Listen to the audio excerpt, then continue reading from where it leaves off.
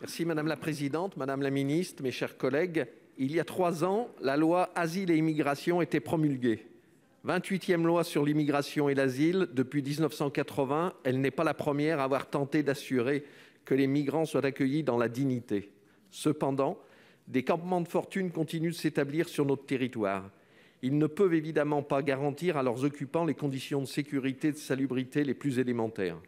On l'a vu dans mon département, à Lyon, dans les quartiers des Pentes de la Croix-Rousse ou encore de la Confluence, on peine à trouver à chacun des solutions d'hébergement de long terme, certains migrants se tournant alors vers des squats. La question de la répartition des arrivants sur le territoire est au centre de cette problématique. Lyon, en particulier, constitue une terre d'accueil significative.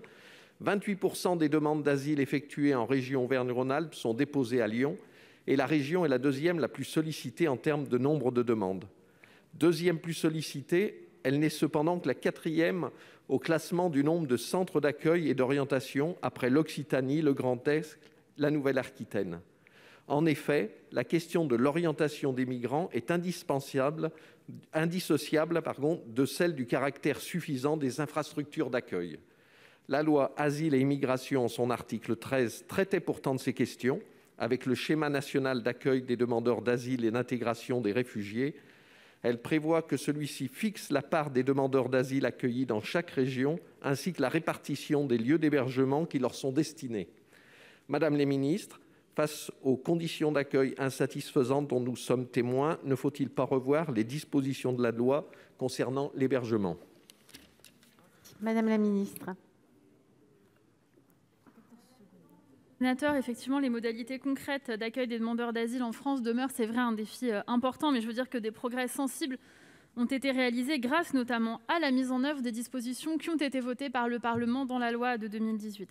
Les capacités au sein du dispositif national d'accueil, par exemple, ont été considérablement renforcées. 4 500 nouvelles places ont été financées en 2020. Elles sont aujourd'hui ouvertes en quasi-totalité. Nous avons 400 places en plus nouvelles dédiées aux réfugiés vulnérables en Île-de-France et 6 000 nouvelles places pour les demandeurs d'asile et les réfugiés.